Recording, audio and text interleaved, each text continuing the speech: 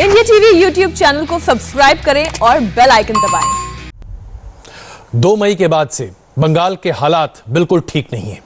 जो हो रहा है बीते 48 घंटों में वो प्रदर्शित करता है कि राजनीतिक असहिष्णुता कितने बड़े पैमाने पर आज बंगाल में प्रदर्शित की जा रही है।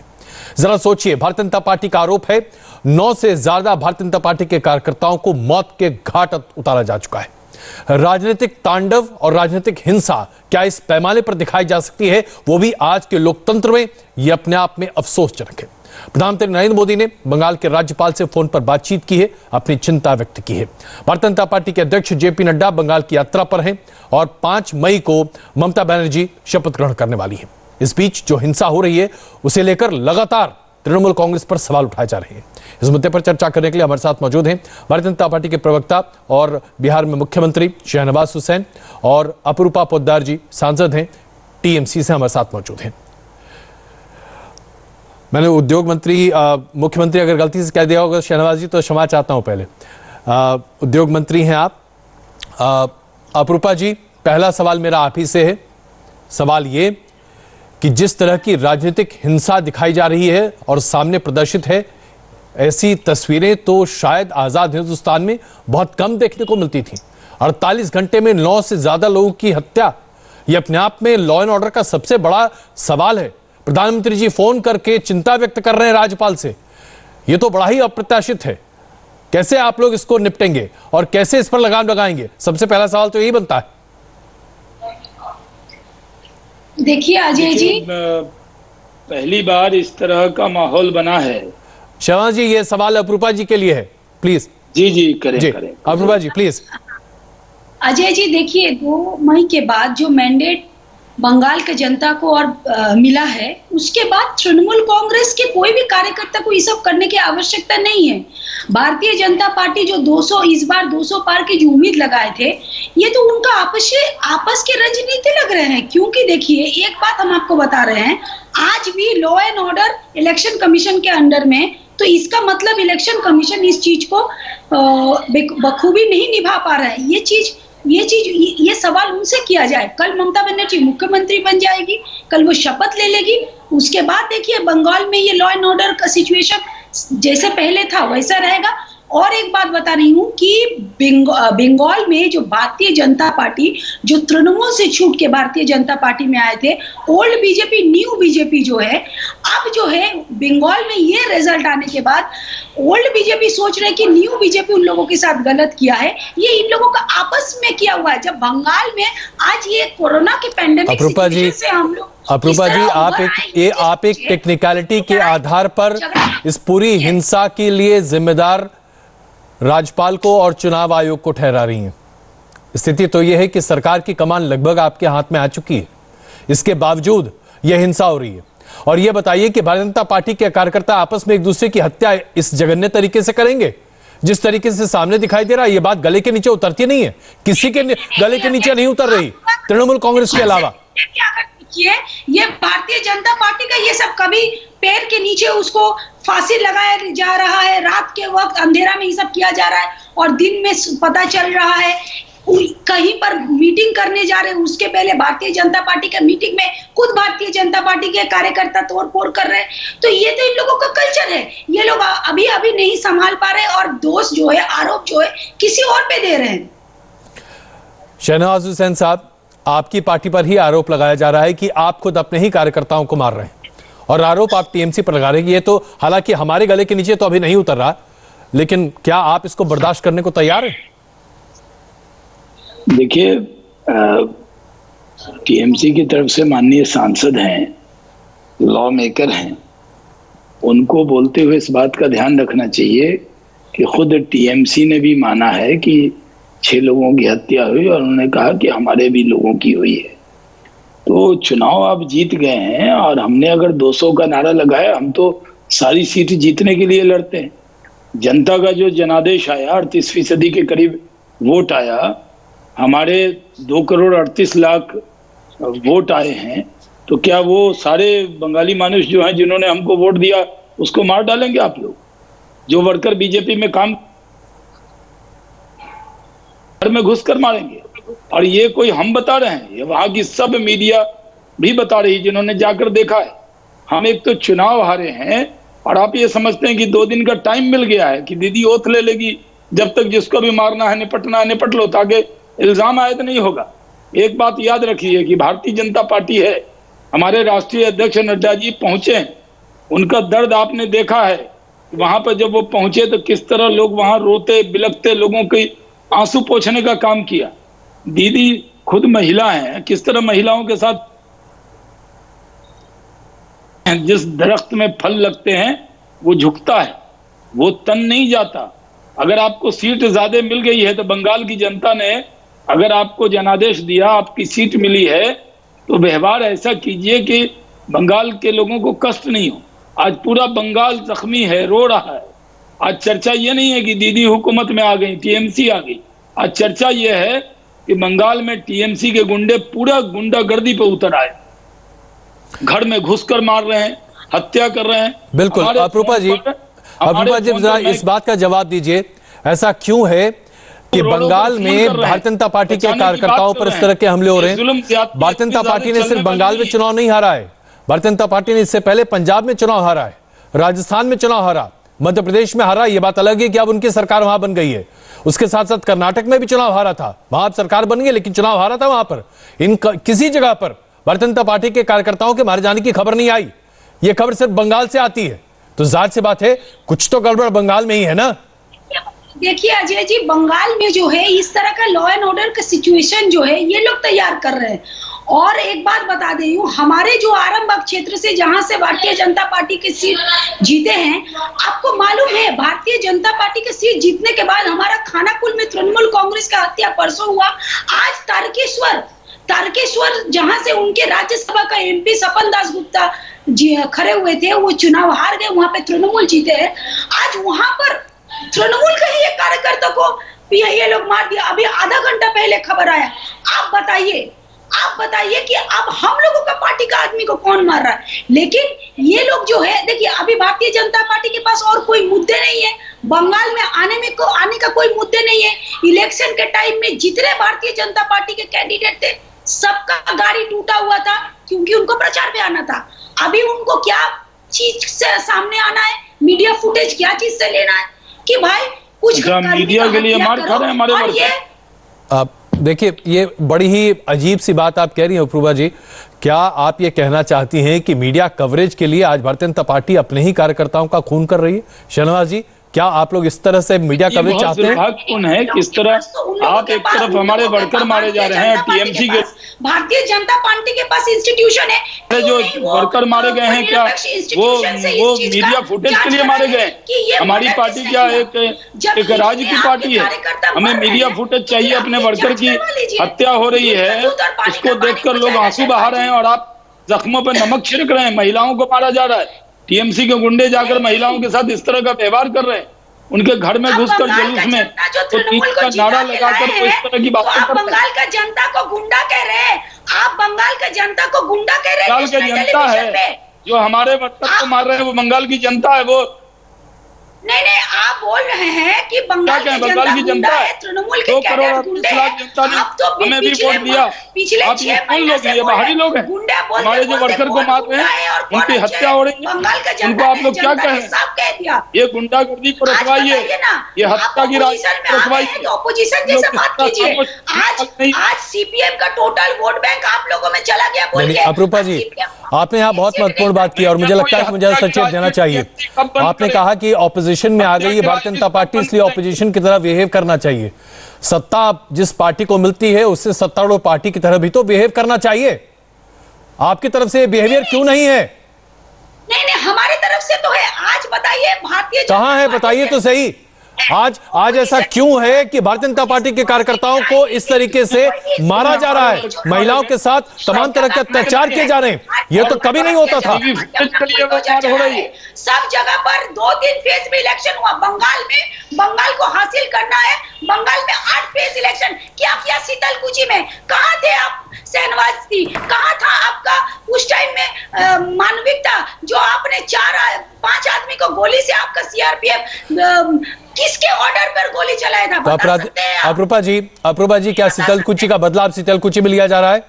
शीतलकुची में भी हिंसा हुई है, भारतीय जनता पार्टी के दफ्तर को तोड़ा गया, आग लगाई गई है। मैं कह रहा हूँ 8 फेज इलेक्शन हुआ, इलेक्शन कमीशन ने कराया, वहां पर सीआरपीएफ के लोगों को आपके लोगों ने घेरा था, गोली चली, तो आप क्या करेंगे? हमारे वर्कर को मारेंगे, हमारे वर्कर के घर में आग लगा देंगे, हमारे वर्कर का जीना दुश्वार कर देंगे? क्या राजनीति में इसका स्थान है? कहीं भी चुनाव होता है, भारतीय जनता पार्टी आसाम में जीती है, क्या हम कांग्रेस के वर्कर को मार रहे हैं? क्या पुडुचेरी में हम जीते हैं, क्या मार रहे हैं? क्या हमारी जहां भी सरकार है, हम गुजरात में हम किसी कांग्रेस के वर्कर को मार रहे हैं? क्या जहां जहां हमारी बिहार में सरकार है, क्या आरजेडी के वर्कर को, कांग्रेस के वर्कर को मार रहे हैं? क्या कहीं भी कोई लोकतंत्र में जो इसको हमने स्वीकार किया, हम लोगों ने बधाई दे दी, आपकी सरकार बन गई। आप दिल बड़ा रखिए, इस तरह मत कीजिए कि हमारे वर्कर को घुसकर मारना है, और इतना कमजोर भी मत समझिए भारतीय जनता पार्टी को। भारतीय जनता पार्टी अपने वर्कर के साथ खड़ी है। हमारे राष्ट्रीय अध्यक्ष खुद से गए हैं उनका आंसू पोंछने के लिए। वर्कर भी बंगाल का ही मट्टी का है। क्या दीदी मुख्यमंत्री बनी है? क्या वो बंगाली मानुष नहीं है? तो सबसे पहला परिसेवा ममता बनर्जी देंगे। हम तृणमूल कांग्रेस का कोई शौक नहीं है कि किसी के ऊपर मारे, क्योंकि हम लोगों को तो विकास के ऊपर चुनाव जीत तो गया है। कहां से आए? हम लोगों को तो विकास करने के लिए मारपीट हमारे वर्कर की जो हत्या हुई वो कहां से आए? तो किस लिए बताइए? जो हमारे वर्कर की हत्या हुई, इस हत्या पर आपको अच्छा अप्रूपा जी, शहनवाज जी बहुत ही सही सवाल अभी उठा भी रहे हैं। आप ये बताइए, चुनाव के पूरे दौरान ममता बनर्जी ये कहती रही कि भारतीय जनता पार्टी बाहर से लोगों को लेकर आई चुनाव प्रचार के दौरान, और उस पूरे दौरान ये बताती रही कि उनकी कितने जन समर्थन है। अब तो भारतीय जनता पार्टी के कार्यकर्ता वहां न के बराबर होंगे, चुनाव खत्म हो चुके हैं। अगर आपका यह आरोप सही भी है कि भारतीय जनता पार्टी ने बाहर से लोगों को वहां पर लाकर अपने आप को बड़े पैमाने पर दिखाने की कोशिश की, अब तो भारतीय जनता पार्टी के कार्यकर्ता और लोग नहीं है, तो ये कौन लोग हैं जो हिंसा कर रहे हैं? इसकी कोई जानकारी तो आप राज्य सरकार को देनी पड़ेगी, इसकी कोई जिम्मेदारी तो राज्य सरकार को लेनी पड़ेगी। या आप सिर्फ ये कहकर कन्नी काट सकते हैं कि चुनाव आयोग के पास चुकी का अमान है इसलिए राज्य सरकार कुछ नहीं करेगी, पुलिस हाथ पर हाथ धरकर बैठी रहेगी? ये तो नहीं, ये एक्सेप्टेबल तो नहीं हो सकता साहब। अप्रूपा जी। हाँ जी अजय जी, आपका बात क्लियर नहीं आया, बताइए। मेरा सवाल बड़ा सीधा सा है। जब चुनाव चल रहे थे तो ममता बनर्जी कहती थी कि भारतीय जनता पार्टी बाहर से लेकर लोगों को आई और बंगाल की संस्कृति और राजनीति को बदल रही है। चुनाव खत्म हो गए, भारतीय जनता पार्टी चुनाव हार गई। अब वो कार्यकर्ता, वो लोग तो नहीं है बंगाल में, लेकिन अब जो हिंसा हो रही है वो तो बंगाल के लोग ही कर रहे हैं ना। तो ये कौन लोग हैं? राज्य सरकार इन पर कार्रवाई क्यों नहीं करेगी? पुलिस हाथ पर हाथ धरकर कैसे बैठ सकती है? यही तो मैं बोल रही हूँ अजय जी, कल तो दीदी शपथ लेगी, तो आज जो हो रहा है, तो इलेक्शन कमीशन जब इतना मिलिटरी 2 लाख के ऊपर मिलिटरी फोर्स, दीदी वो लोग क्या कर रहे हैं? अच्छा कल शपथ लेगी तो 2 दिन के अंदर हमारे वर्कर की हत्या कर देंगे, ताकि आपके ऊपर इल्जाम नहीं आएगा। वो टीएमसी के वर्कर नहीं है, टीएमसी का झंडा लगा के, डिस्को करके, बाजा बजा के, जाके अबीर और मोटी मोटी लाठी लेके जाके हत्या कर रहे हैं, और समझ रहे हैं कि 2 दिन। अरे तृणमूल का भी तो कर लेना है बीजेपी के लोगों से। आप लोग अप्रूपा जी हिंदुस्तान ही है। 2 दिन दीदी, अप्रूपा जी, परसों लेगी। शर्मा जी एक सवाल पूछ रहा हूं अप्रूपा जी से, क्योंकि आज सरकार उनकी है, इसलिए सवाल उनसे पूछना है। शर्मा जी 1 मिनट, याद कीजिएगा 1984 में एक बहुत बड़े नेता ने बयान दिया था, जब बड़ा बरगद का पेड़ गिरता है तो पूरी धरती कांपती है। क्या इसी का आप लोग इंतजार कर रहे हैं? 48 घंटे तक पूरे दिल्ली में उस वक्त नरसंहार हुआ था, देश भर में हुआ था। क्या यही आप भी 48 घंटे 50 घंटे का इंतजार कर रहे हैं कि जब तक इलेक्शन कमीशन के हाथ में कमान है, जो करना है कर लो? नहीं, अब इसका मतलब इलेक्शन कमीशन जब इतना फेयर इलेक्शन कराए हैं, उन पर पूरा भरोसा था, तो अब तब इसका मतलब इलेक्शन कमीशन क्या कर रही है, तो हम सवाल पूछ रहे हैं। नहीं, आप कैसे सवाल पूछ सकते हैं?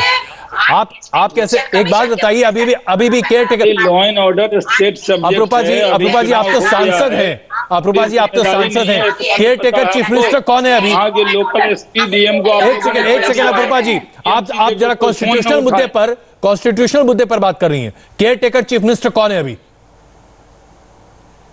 जवाब दीजिए सवाल का, कौन है केयर टेकर चीफ मिनिस्टर अभी? देखिए कॉन्स्टिट्यूशनल ये नहीं प्लीज आप बताइए ना, हमारे दर्शक को इस बारे में बताइए, केयर टेकर चीफ मिनिस्टर कौन है अभी? नहीं, पहले ये बताइए कि पहले आप मेरे सवाल का जवाब दीजिए। सवाल का जवाब सवाल नहीं होता है। नहीं, क्यों नहीं? बताइए ना कि care taker chief minister Mamata Banerjee हैं। बताइए ना कि ममता बनर्जी हैं जिन्होंने कहा कि बंगाल में पार्शियल लॉकडाउन लगेगा। ये फैसला किसने लिया? क्या ये चुनाव आयोग ने फैसला लिया था? इलेक्शन कमीशन हम लोगों का पास नहीं प्लीज अप्रूपा जी सवाल बड़ा सीधा सा है। अगर पार्शियल लॉकडाउन लगाने का फैसला ममता बनर्जी ले सकती हैं तो फिर कानून व्यवस्था के बारे में ममता बनर्जी जिम्मेदार क्यों नहीं है? आम जनता को मरने देना चाहिए था, आप ये कहना चाहते हैं? बिल्कुल नहीं। मैं कह रहा हूं आप एक फैसला लेंगे, दूसरा फैसला नहीं लेना चाहते। ये कैसे हो सकता है? केयर टेकर चीफ मिनिस्टर कौन है आज बंगाल में? कौन है caretaker chief minister Bengal में? ये बता दीजिए मुझे। इस सवाल का जवाब दे दीजिए, अपने आप सारे सवाल का जवाब मिल जाएगा। इलेक्शन कमीशन अपना पल्ला नहीं झाड़ सकते। इलेक्शन कमीशन का यहाँ कोई लेना देना नहीं है साहब। प्लीज गुमराह मत कीजिए लोगों को, आप गुमराह मत कीजिए लोगों को। केयर टेकर चीफ मिनिस्टर कौन है? अप्रूपा जी आप सांसद हैं, आप सारी चीजें जानती हैं, आप ऐसे किस तरीके से दुष्प्रचार कर सकती हैं? कौन है केयर टेकर चीफ मिनिस्टर बताइए ना। ओह, हम क्या बता रहे हैं? ममता दीदी तो सबसे पहले डिक्लेयर कर दी कि बहुत हम जब तक शपथ लेंगे तुम लोग किसी तरह का कोरोना के वजह से तुम लोग कोई तरह का प्रोग्राम मत करना, अपना घरों में रहना और इलाका में जहां जहां पर पेंडेमिक है वहां पर पब्लिक को हेल्प करना जितना हो सके। अरे मारता जाए तो इसका मतलब क्या? हम लोग कुछ गलती किए हैं क्या? पब्लिक मार रहा है तो क्या भारतीय जनता पार्टी कोई गलती किया है? ये दीदी ने तो पहले ही बोला था कि जब हम चुनाव में सीआरपी चली जाएगी, चुनाव के बाद देखेंगे, तभी ना देखा जा रहा है। अरे बाबा देखेंगे का मतलब क्या काम करना है आने वाले दिन में, वही तो। और सबसे बड़ा बात है ये हम लोग नहीं बोलते हैं ऐसा। देखिए ये क्या हो रहा है,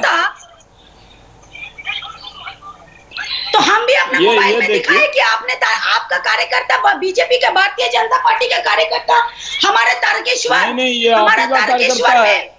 ये देखिए ना क्या गुंडागर्दी हो रही है, किस तरह महिलाओं का अपमान हो रहा है। रूपा जी आपको गुस्सा नहीं आ रहा? महिला होने के नाते आपको दुख नहीं हो रहा है? ममता दीदी ने तो बोला, उन्होंने आलोचना की, आपको नहीं हुआ दुख? आपको दुख नहीं हुआ? आपको दुख नहीं हुआ? बंगाली दुख हुआ हमको, उस दिन पर भी दुख हुआ जब मनीषा वाल्मीकि पर भी आप लोगों ने गलत किया, उस दिन भी दुख हुआ, आसिफा का केस पे भी दुख हुआ, लेकिन आज तक कुछ नहीं होता है। आप लोग इस तरह फोटो दिखा के कुछ नहीं होता है। शहनाज जी एक बात मुझे बताइए, आपने एफआईआर किया? आपके पार्टी की तरफ से एफआईआर गया? में कोई नहीं ले रहा है एफआईआर। ये देखिए कोई एफआईआर नहीं ले रहा है, पूरा देश देख रहा है क्या कर रहे हैं आप लोग। ये क्या खेला कर रहे हैं? यही खेला के लिए आए थे आप लोग, यही खेला करने आए आप लोग। डिस्ट्रिक्ट का नाम बताइए, पर्टिकुलर जगह और डिस्ट्रिक्ट का नाम बताइए शहनाज जी, पर्टिकुलर जगह और डिस्ट्रिक्ट का नाम बताइए। झूठ मूठ का ये जगह का नाम बता रहा हूँ आपको, ये पूरा पर्टिकुलर ये वीडियो सब जगह है। शुभेंदु अधिकारी ने भी इसको ट्वीट किया है, मैं वही दिखा रहा हूँ। आप लोग जिस तरह से हत्या की राजनीति, हमारे पास एक वर्कर का लिस्ट है, एक शहनवाज जी मैं जरा एक सवाल अप्रूपा जी से ले लूं। अप्रूपा जी, ममता जी ने आलोचना कर दी। अप्रूपा जी, अच्छा चलिए अप्रूपा जी जरा इस सवाल का जवाब दे दें प्लीज। अप्रूपा जी प्लीज, आग्रह कर रहा हूँ। शहनवाज जी, अप्रूपा जी प्लीज, अप्रूपा जी सवाल, शहनवाज जी, अप्रूपा जी सवाल ये है, मार्च के महीने में ममता बनर्जी ने अपनी चुनावी सभा में कहा था, और मैं उसे कोट कर रहा हूं, उन्होंने कहा था कि हम कानून मानने वाले व्यक्ति हैं और हम कानून के तहत काम करना चाहते हैं और उसी के तरह अपने पूरे राज्य को चलाना चाहते हैं, लेकिन आप उन तमाम लोगों से कह देना चाहते हैं कि जब सेंट्रल फोर्सेस यहां से चली जाएंगी तो फिर कौन बचाएगा? उसके बाद तो हम ही होंगे ना। अब जरा अप्रूपा जी बता दीजिए इसका मतलब क्या है आज के संदर्भ में, इस कॉन्टेक्स्ट में, आज जो हो रहा है उसके कॉन्टेक्स्ट में ये बातें जो ममता दी ने कही थी, इसका क्या मतलब आज निकलता है? बताइए मुझे। अच्छा, हाँ अजय जी, ममता दीदी तो ठीक ही बोली है। जब इलेक्शन कमीशन चला जाएगा तो लॉ एंड ऑर्डर किसके दायित्व पे रहता है? के दायित्व में, ये चीफ मिनिस्टर जो होंगे और राज्य सरकार जो होंगी उनके दायित्व में रहेंगे, तो तब कौन देखेगा? तब तो लॉ एंड ऑर्डर से वेस्ट बंगाल पुलिस देखेंगे। इसमें क्या, ये तो पानी के जैसा साफ है। बिल्कुल इतना साफ है कि आदमी को समझ में आ जाता है कि आप कैसे किसी तरीके से लोगों को धमका रहे हैं। ये बात तो उस वक्त भी बहुत बड़े पैमाने पर उठाई गई थी। आप इस बात को आज कैसे इनकार कर सकते हैं रूपा जी? वो हस्बैंड वाइफ का झगड़ा दिखा रहे थे, वो हस्बैंड वाइफ का। देखिए टीएमसी के लोग किस तरह बीजेपी के वर्कर के घर में घुस रहे हैं। देखिए वो नहीं, जो इसके पहले वीडियो दिखाए थे शुभेंदु अधिकारी का, वो हस्बैंड वाइफ का झगड़ा बता रहे हैं। हम आपको डिटेल्स बता देंगे। शहनवाज जी, आपको चैलेंज किया जा रहा है। शहनवाज जी, जो वीडियो आपने दिखाया, शहनवाज जी, इससे पहले आपने जो वीडियो दिखाया, अपूर्वा जी कह रही हैं कि वो वीडियो फर्जी है, वो गलत है। सत्यापित कीजिए कि जो वीडियो आपने दिखाया वो सही दिखाया, क्योंकि अभी आपने राष्ट्रीय टीवी पर इसको दिखाया है। जगदाल में श्रीमती शोभा रानी मंडल मारी गई, राणाघाट में श्री उत्तम घोष, बेलगछिया में अभिजीत सरकार, सोनपुर दक्षिण में ओम अधिकारी, ये बोलपुर में गौरव सरकार। और मैं आपको बता दूं कि ये सब लोग जो मैं दिखा रहा हूं, मेरे पास एक नहीं कई नहीं। अभी आपने जो वीडियो, शहनवाज जी, अभी आपने जो वीडियो दिखाया था जिसमें एक व्यक्ति एक महिला के साथ दुराचार कर रहा था, वो वीडियो कहाँ का है और किसका है, जरा अभी हमारे दर्शकों को भी बताइए और अपराजिता जी को भी बताइए, अपरूपा जी को भी। ये वही वीडियो है जो शुभेंदु अधिकारी जी ने ट्विटर हैंडल पर है। ये किसका वीडियो है? ये किसका वीडियो है? ये उसी इलाके का वीडियो है जिस तरह जुल्म ज्यादती की है शुभेंदु अधिकारी। चलिए अपरूपा जी, आप कह रही हैं कि ये वीडियो सही नहीं है, डिटेल दीजिए। अपरूपा जी डिटेल दीजिए, बताइए कि वीडियो सही नहीं है, कैसे सही नहीं है अपरूपा जी? वो वीडियो उसे वहां पर हस्बैंड वाइफ का झगड़ा का, आप बताइए। अगर ये हस्बैंड वाइफ का झगड़ा है तो वो एक आदमी वहां पर, ये तो हस्बैंड वाइफ का झगड़ा। ये लीजिए बंगला में समझिए। एक बात बता रहे हैं, अगर मोबाइल का फोटो देख के, मोबाइल का आधार पे अगर सब चीज हो जाता तब तो बहुत कुछ का राय निकल जाता। अच्छा, तो अपरूपा जी, क्या इसके मामले में, अपरूपा जी, क्या इसके मामले में कोई एफआईआर दर्ज किया गया था? क्या इसके मामले में कोई एफआईआर दर्ज किया गया था जिसके आधार पर आप कह रही हैं कि पति पत्नी के बीच में झगड़ा का ये मामला है? क्या बीजेपी का दफ्तर जलाया गया? क्या बीजेपी के झंडे नहीं जलाए गए? क्या बीजेपी के वर्कर के घर में घुसकर मारपीट नहीं किया गया? क्या बीजेपी के एक महिला के साथ रेप करके उसको मार नहीं दिया गया? क्या बात कर रहे हैं रूपा जी?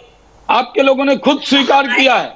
तृणमूल का कार्यकर्ता पर तो आप लोग इस तरह का अत्याचार कर रहे हैं, लेकिन हम लोग चुप बैठे हैं। तृणमूल कांग्रेस के लीडर बोले हैं कि तुम लोग चुप रहो, जीत गए हैं तो क्या करेंगे? हम हैं तुम्हारे साथ। 2 करोड़ 38 लाख लोगों ने वोट किया है, उन देंगी, सबका घर जला देंगी, झंडे जला देंगी, बीजेपी ऑफिस तोड़ देंगी।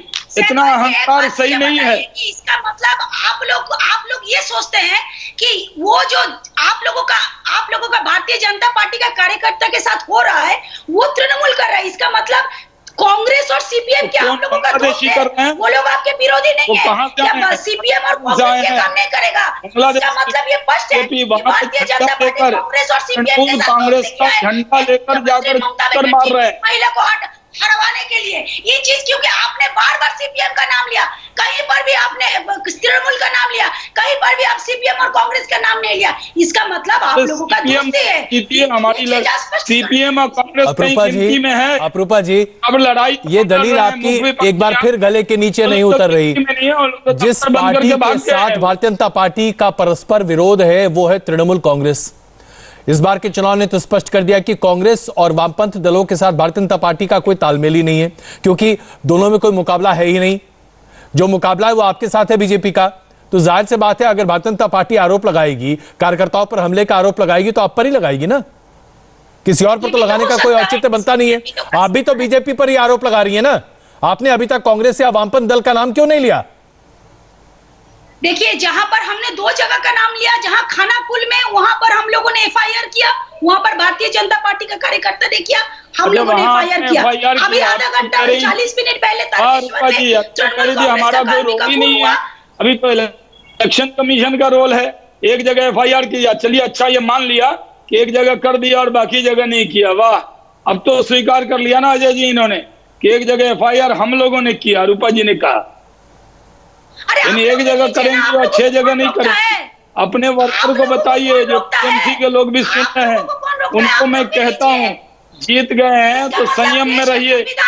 बीजेपी वर्कर की हत्या करेंगे, भारतीय जनता पार्टी कार्यकर्ता मत समझिए, क्योंकि आप खुद जानते हैं कि उसमें आप ही लोगों का पुराना दल का बीजेपी का दल का पुराने कार्यकर्ता फंस जाएंगे, इसीलिए आप लोग एफआईआर नहीं करते।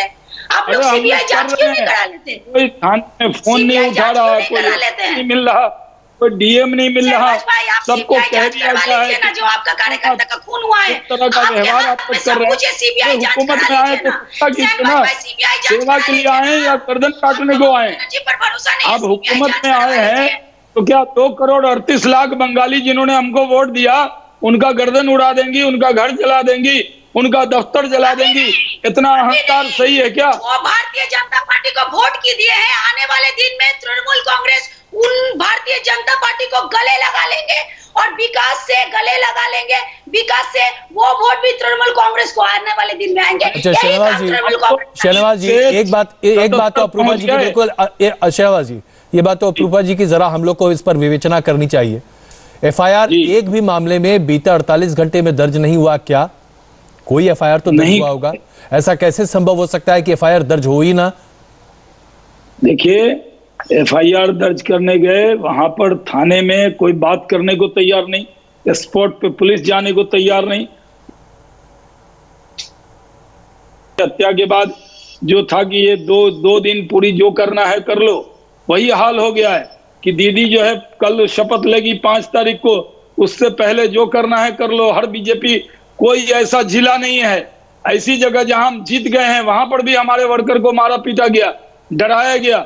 इसलिए हमारे राष्ट्रीय अध्यक्ष जगत प्रकाश नड्डा जी आज वहां पहुंचे उनके आंसू पोंछने के लिए। अब ममता जी मुख्यमंत्री हैं, बड़ा दिल करती, वो खुद पहुंच जाती, जाकर आंसू पोंछने का काम करती।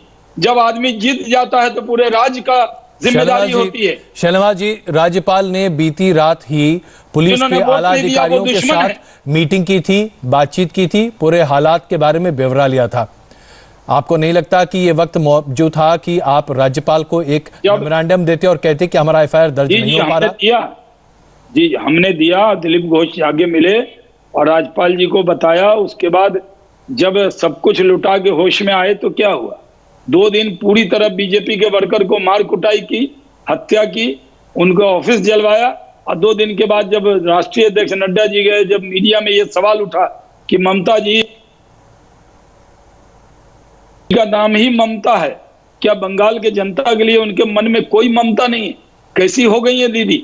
हम तो उनके साथ मंत्री रहे हैं, दीदी ऐसी तो नहीं थी। क्या कोई बंगाली मानुष अगर मरता है, कोई महिलाएं बिलखती हैं तो दीदी का दिल नहीं रोता? उनको दुख नहीं होता कि किस तरह महिलाओं के साथ वहां व्यवहार हो रहा है, मार पिटाई हो रही है, हत्या की राजनीति हो रही है? अपूर्वा जी, विजय जुलूस में एक बड़ा सवाल ये उठता है कि तृणमूल कांग्रेस ने 2016 से भी बड़ी जीत इस बार हासिल की। पिछली बार तो आप 211 सीट पर, इस बार आप 213 सीट पर हैं। जाहिर सी बात है आपने ये प्रदर्शित किया कि आप में वो कुव्वत है कि आप लोगों पर अपना पूरा भरोसा जताते हैं और लोग आप में जताते हैं। ये तो आपके हक में जाता है कि राज्य में एक भी हिंसा की खबर ना हो। लॉ एंड ऑर्डर सबसे महत्वपूर्ण है राज्य के लिए, आपकी छवि खराब हो रही है, आप इस पर ध्यान क्यों नहीं देना चाहेंगी?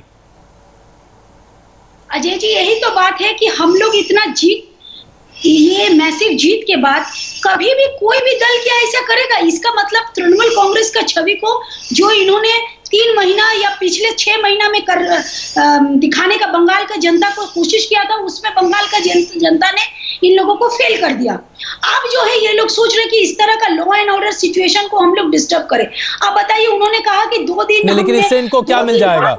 अब देखिए, चुनाव तो हो नहीं सकते तुरंत, चुनाव तो हो नहीं सकते, ये क्या कर पाएंगे? इनके पास तो बहुमत भी नहीं है। इसका मतलब 2 दिन तक जो गवर्नर हमेशा ट्वीट और ममता बनर्जी का हमेशा समालोचना करते थे, अभी तक वो 2 दिन बाद वो सो के उठे।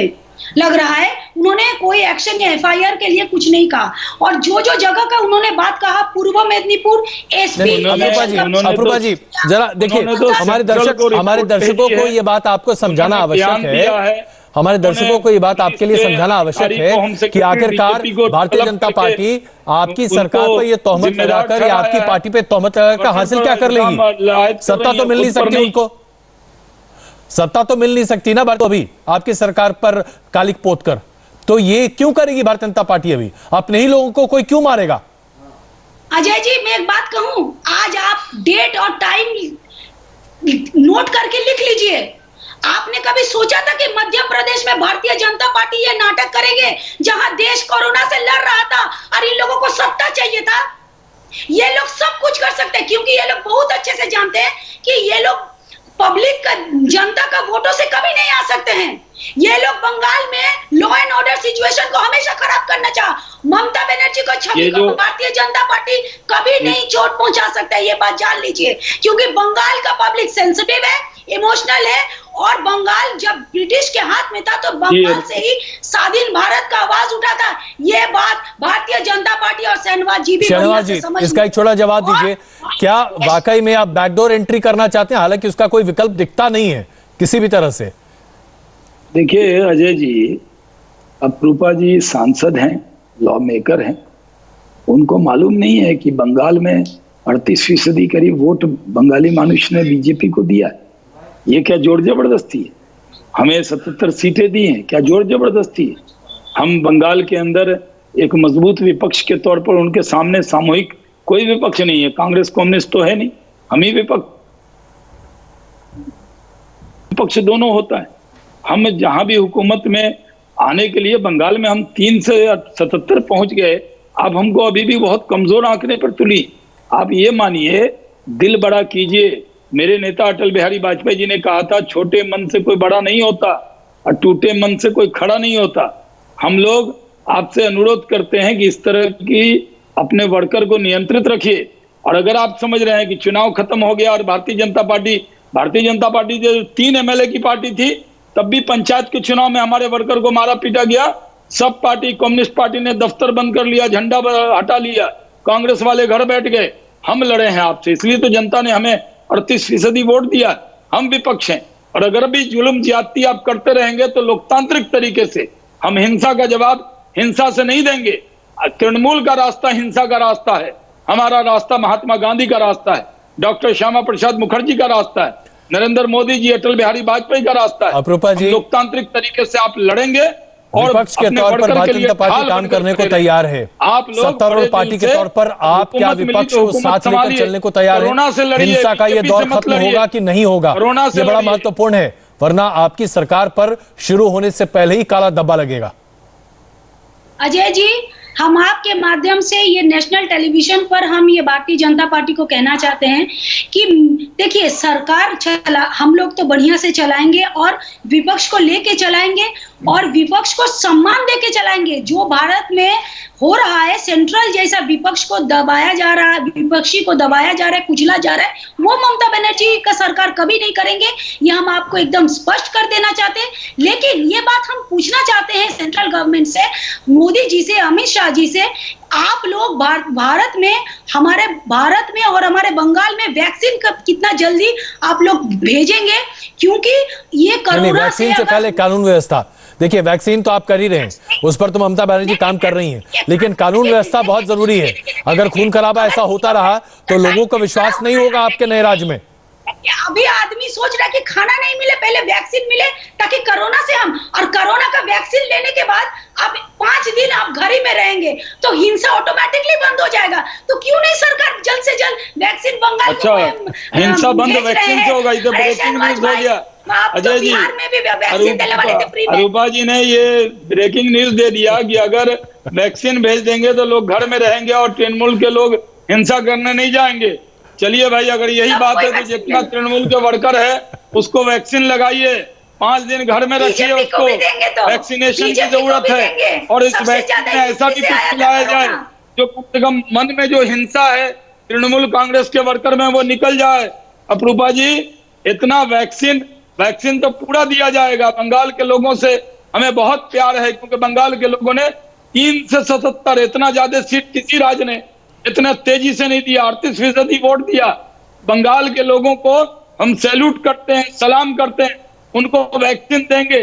लेकिन दीदी को कहिए अपने तृणमूल के वर्कर को ऐसा वैक्सीन दे जो मन से इंसान निकल जाए। अच्छा अपरूपा जी, मेरा आखिरी सवाल, क्योंकि वक्त बहुत कम है, आखिरी सवाल ये है, ममता बनर्जी कल शपथ लेने जा रही हैं, तो कल जैसे ही शपथ ले लेंगे ये सब हिंसा बंद हो जाएगी ना? उसके बाद तो आपके पास कोई केयरटेकर चीफ मिनिस्टरशिप की बात नहीं रहेगी, चुनाव आयोग की कोई गुंजाइश नहीं होगी, सारी हिंसा कल से बंद। क्या हम इस बात को माने, तय माने? अजय जी देखिए, ममता बनर्जी के पास तो कोई जादू का छड़ी नहीं है, लेकिन हाँ कल वो कलम से जब साइन करके शपथ ले लेंगे तब उनके हाथ में बंगाल का बागडोर फिर दोबारा आ जाएगा और हर थाना ओसी वगैरह को वो एक मीटिंग बुलाएंगे, वहां पर वो जिस हिसाब से हमारे चीफ मिनिस्टर अपना बात बोलेंगे उसी हिसाब से law and order maintain situation रहेगा। चलिए, आपका यह आश्वासन बहुत, और जब तक आपका यह आश्वासन हम आपके लिए वाकई में रखेंगे गांठ बांधकर कि आगे हिंसा ना हो। हिंसा बंद होगी कि नहीं या कल तक चलेगी? बिल्कुल, बहुत बहुत धन्यवाद आप दोनों का इस चर्चा में शामिल होने के लिए। लेकिन जो बंगाल में अभी हो रहा है वो अपने आप में अच्छा नहीं है। कानून व्यवस्था को जिस तरीके से धज्जियां उसकी उड़ाई जा रही हैं, ये प्रदर्शित करता है कि आज अत्यंत आवश्यकता है राजनीतिक एकमत होने की। नमस्ते, मैं हूं मीनाक्षी जोशी। वीडियो और खबरों से अपडेट रहने के लिए India TV YouTube channel subscribe करें, बेल आइकन दबाना ना भूलें। जुड़े रहें इंडिया टीवी के साथ।